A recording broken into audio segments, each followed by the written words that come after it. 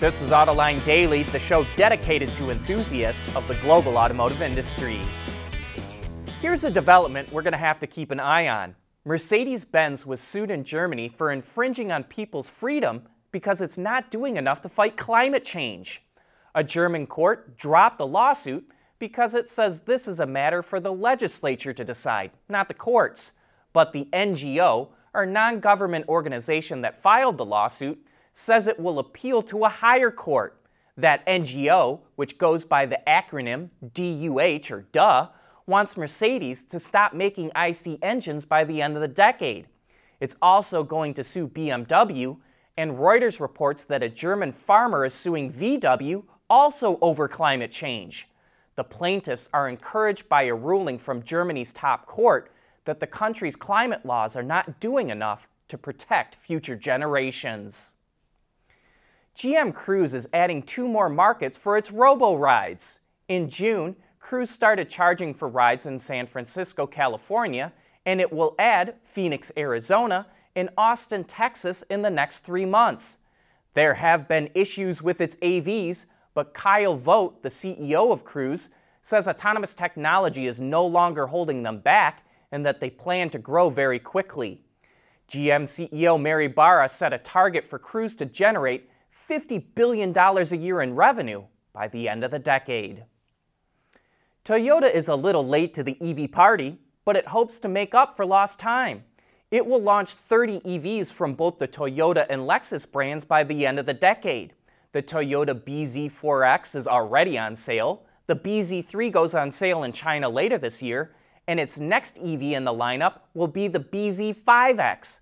It's a larger 3-row SUV that will probably start around 50 grand. Auto Forecast Solutions reports the model will go into production at Toyota's assembly plant in Georgetown, Kentucky in January of 2024. That will qualify the model for at least a $4,000 EV subsidy for being built in the U.S. market. At Schaeffler, we pioneer motion. Electrifying mobility, manufacturing smarter, reducing CO2 emissions, making energy production clean. Schaeffler pioneers motion to advance how the world moves.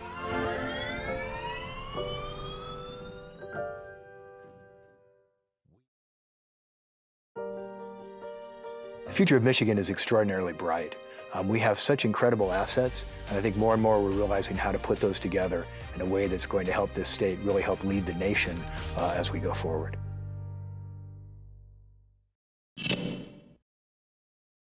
Honda says it wants to be completely carbon neutral by 2050, so now it's turning its attention to motorcycles. Its first initiative will be to expand the use of ICE models that can run on ethanol to India starting next year. On the electrification front, Honda plans to launch 10 or more new electric motorcycles by 2025. That includes smaller commuter motorcycles, which will be offered in China, other parts of Asia, Japan, and Europe. They'll mostly feature swappable battery packs, but Honda says it's also developing power sources besides swappable batteries that include solid state. Those fixed batteries are more likely to be used in what it calls fun motorcycles, which are larger and will be offered in Japan, the US, and Europe. Within the next 5 years, Honda plans to increase annual sales to 1 million units and 3.5 million electric motorcycles by 2030. Sounds like a lot, but it's only 15% of its total motorcycle sales. Speaking of EVs, Peugeot says it will be the first European automaker with a fully electric station wagon when it launches the new E308 SW next year, which will be accompanied by the sedan version as well.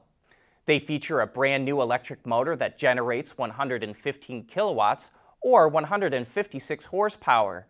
It's fed by a 400-volt battery pack with 51 kilowatt hours of usable space that's estimated to return 400 kilometers or roughly 250 miles of range on the WLTP test cycle. Also available with ICEs and as a PHEV, this electric setup will likely round out the new 308 lineup. And one thing all EVs need is a place to charge. And China has more places to plug in than any other country. Through the first 8 months of the year, it's added nearly 1.7 million new chargers, or what China calls charging piles. That brings the total to more than 4.3 million charging piles across China. It's also expanding the number of battery swapping stations. NIO announced it opened its 1100th swapping station, which means it's capable of doing more than 30,000 battery swaps a day and has so far done more than 12 million to date. We want to know what drives your testing. OTA, connected car, diagnostics, remote testing. Intrepid Control Systems is here to help you work from anywhere. Intrepid Control Systems, driven by your data.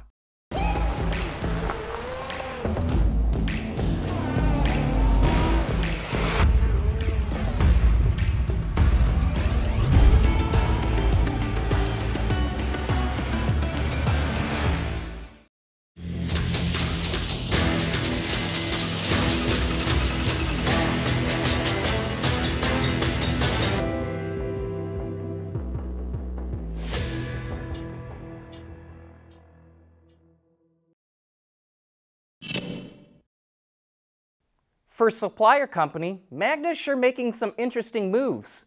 We already showed you the autonomous delivery pods that it's going to make, and now it's jumping into micro-mobility.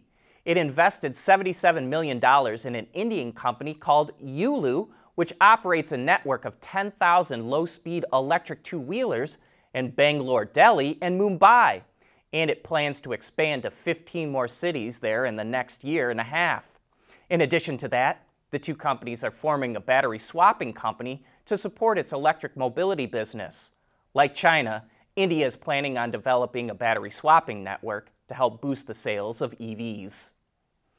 BMW is committed to making vehicles more sustainable. Last week, the automaker announced it will offer fully vegan interiors starting next year, and now it's committed to using recycled plastics in its next-gen electric vehicles. Starting in 2025, EVs based on its new class architecture will feature trim parts made from recycled ocean plastics like fishing nets and ropes.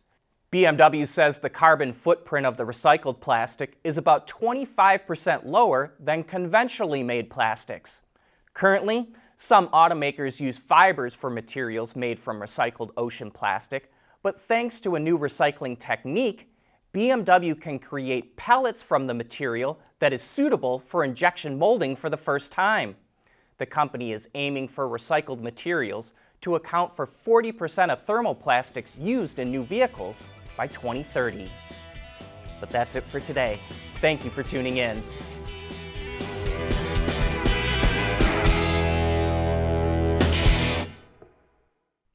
Autoline Daily is brought to you by Bridgestone, solutions for your journey.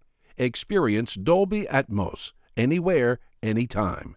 Intrepid Control Systems, over-the-air engineering, boost your game. Scheffler, we pioneer motion. And by the Michigan Economic Development Corporation.